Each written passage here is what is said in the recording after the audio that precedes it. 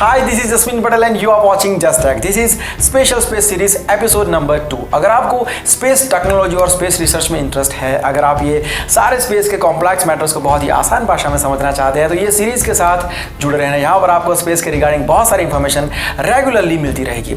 Last episode में हमने देखा था कि मंगल ग्रह कैसा है, उसका नज़ारा कैसा है, उसके बारे में बहुत सारी बातें हम कर चुके हैं। यहाँ तक हम पहुँचे थे कि मंगल ग्रह के ऊपर इंसान आज शिफ्ट क्यों नहीं हो सकता है, वहाँ पर कौन से प्रॉब्लम्स है और उसको किस तरीके से सॉल्व किया जा सकता है। ये सारी बातें हम आज के एपिसोड में करने वाले हैं। तो शुरू करते हैं आज की बातें। 3, 2, 1 एंड गो।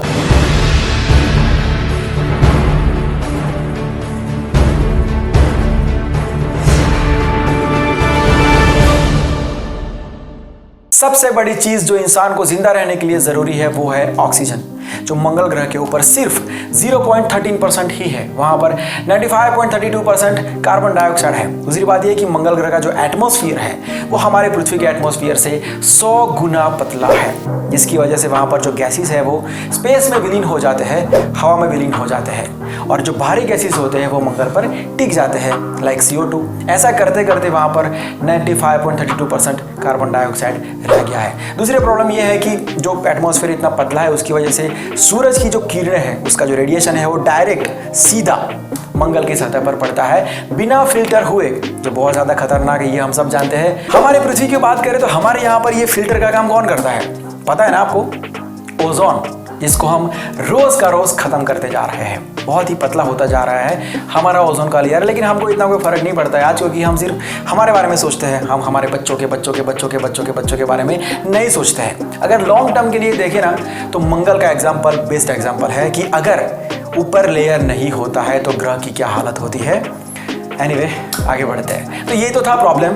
अब इसका सॉल्यूशन ये है कि हमको मंगल के ऊपर एक मैग्नेटोस्फीयर क्रिएट करना पड़ेगा, जो एक कवच के रूप में काम करेगा, जिसकी वजह से जो गैसेस है वहाँ पर वो स्पेस में विलीन नहीं होंगे और सूरज की जो किरणें है, उसका जो रेडिएशन है वो फिल्टर होकर फिर मंगल की सतह पर पड़ेगा। अब ये सब कैसे मुमकिन होगा, ये सब हम आगे बात करते हैं। अब इसी से जुड़ा दूसरा प्रॉब्लम ये है कि मंगल ग्रह का एवरेज टेम्परेचर बहुत ज़्यादा लो है।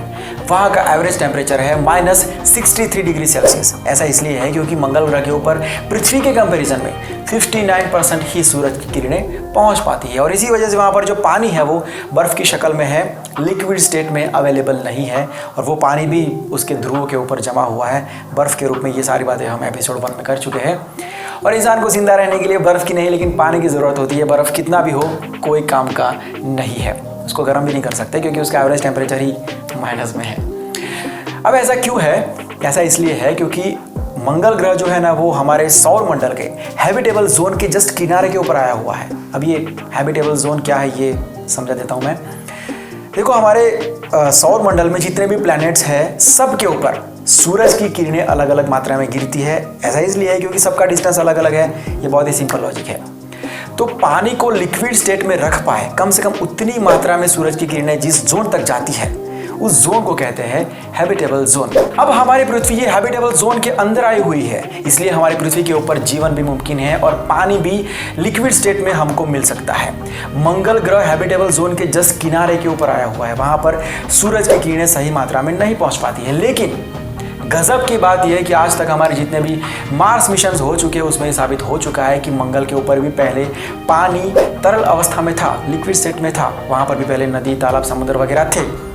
अगर वहाँ पर पानी तरल अवस्था में था उसका मतलब ये है कि वहाँ पर पहले सूरज की किरणें सही मात्रा में पहुँचती होगी, और ऐसा तभी मुमकिन है अगर मंगल ग्रह पहले हैबिटेबल जोन के अंदर होगा। एनीवे, आज नहीं है तो अब क्या करेंगे, उसका सॉल्यूशन क्या है, इसके बारे में हम आगे बात करते हैं। और एक प्रॉब्लम यह है कि वहाँ की जो ज़मीन है वो बहुत ज़्यादा जहरीली है। वहाँ पर किसी भी जीव का जिंदा रहना मुमकिन नहीं है। अब ऐसा क्यों है, इसका जवाब भी घूम फिर के वहीं पर आ जाएगा कि उसका एटमॉस्फेयर जहरीला है। वो ऐसा क्यों है, ये सारी बातें मैं अभी कर चुका हूँ।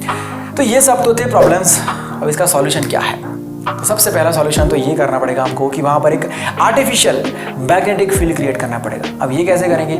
तो जापान के NIFS के वैज्ञानिकों ने इसका सॉल्यूशन दिया है। उन्होंने कहा है कि हम वहाँ पर सुपर कंडक्टिंग रिंग्स बनाएंगे, refrigerated latitudinal super conducting rings, ये इसका पूरा नाम है। उनका जो भी रिपोर्ट है जापान के वैज्ञानिकों का सुपर कंडक्टिंग रिंग्स के लिए, अगर आप पढ़ना चाहें तो पढ़ सकते हैं। मैं उसका लिंक डिस्क्रिप्शन में दे दूंगा अगर आपको देखना है कि वो रिंग्स कैसे बनती है, उसका स्ट्रक्चर क्या होता है, अगर आप जानना चाहते हैं तो। इन सुपर कंडक्टिंग रिंग्स के अंदर करंट पास किया जाएगा, जिसकी वजह से एक आर्टिफिशियल मैग्नेटिक फील्ड क्रिएट हो जाएगा। स्ट्रॉन्ग आर्टिफिशियल मैग्नेटिक फील्ड, वो भी इंसान के कंट्रोल में होगा, उसको मैन्युअली वो ऑपरेट कर पाएगा और उसी की वजह से एटमॉस्फेरिक शील्ड भी क्रिएट कर पाएंगे। अगर हम एक ऐसा शील्ड बना लेते हैं, एक ऐसा कवच बना लेते हैं मंगल के एटमॉस्फेयर में, तो बहुत सारे इश्यूज मंगल के सॉल्व हो जाएंगे। जैसे कि वो फिल्टर का प्रॉब्लम है, गैसेस का प्रॉब्लम है जो बाहर निकल जाते हैं, वो सारे इश्यूज सॉल्व होने के चांसेस है। ये सारे हाइपोथेसिस है जिसकी टेक्नोलॉजी आज हमारे पास नहीं है, लेकिन ये सारी चीज़ें थियरीज में है, इक्वेशंस में है। और जितने भी इन्वेंशन आज तक इंसान ने किए हैं वो सारे इन्वेंशंस पहले थियरीज में ही थे, इक्वेशंस में ही थे। बाद में जैसे जैसे इंसान ग्रो करता गया, टेक्नोलॉजी आती गई, वैसे वैसे वो प्रैक्टिकली उसे एग्जीक्यूट करता गया। इसका और एक सॉल्यूशन है किस तरीके से मैग्नेटिक फील्ड क्रिएट कर सकते हैं, वो भी जान लेते हैं। दूसरा सॉल्यूशन ये है कि इंसान को मंगल और सूरज के एग्जैक्ट बीच में एक डायपोल क्रिएट करना पड़ेगा। ये डायपोल क्या होता है ये हम स्कूल में पढ़ चुके हैं, लेकिन मैं आपको रिमाइंड करा देता हूँ। इलेक्ट्रिक डायपोल अरेंजमेंट होता है दो चार्जेस का, दो इक्वल बट अपोजिट नेचर के दो चार्जेस, दोनों का मैग्नीट्यूड जो होता है वो सेम होता है। तो अगर हम मंगल और सूरज के एग्जैक्ट बीच वाले पॉइंट पर ऐसा कोई डायपोल क्रिएट कर पाए तो वो डायपोल मंगल के पोल्स की तरह काम करेगा, उसके ध्रुवों की तरह काम करेगा और ऐसा करके हम मंगल के ऊपर आर्टिफिशियल बट बहुत ही स्ट्रॉन्ग मैग्नेटिक फील्ड क्रिएट कर पाएंगे। और वो जो मैग्नेटिक फील्ड क्रिएट होगा उसकी वजह से ये जो खतरनाक सोलर वाइंड्स उसकी तरफ जा रही है, उसकी सतह के ऊपर टकरा रही है, वो नहीं होगी और मैग्नेटिक फील्ड की वजह से एक कवच तैयार हो जाएगा। जैसे मैंने बताया, अगर ऐसा कोई कवच तैयार हम कर लेते हैं दोनों में से किसी भी तरीके से, तो वहाँ पर ग्रीन हाउस इफेक्ट क्रिएट हो जाएगी। ग्रीन हाउस इफेक्ट की वजह से वहाँ पर टेम्परेचर धीरे धीरे करके बढ़ेगा। टेम्परेचर बढ़ेगा तो जो बर्फ़ वहाँ पर जमा हुआ है वो पिघलेगा और पानी लिक्विड स्टेट में आएगा। पानी की वजह से बहुत सारे सॉल्यूशंस है वहाँ पर, जैसे कि ग्रीनरी भी हो सकती है, क्योंकि अब हार्मफुल जो रेज है वो भी सूरज की वहाँ पर नहीं आ रही है। जैसे जैसे वहाँ पर ग्रीनरी बढ़ेगी वो लाल मंगल ग्रह हरा होता जाएगा हमारी पृथ्वी की तरह।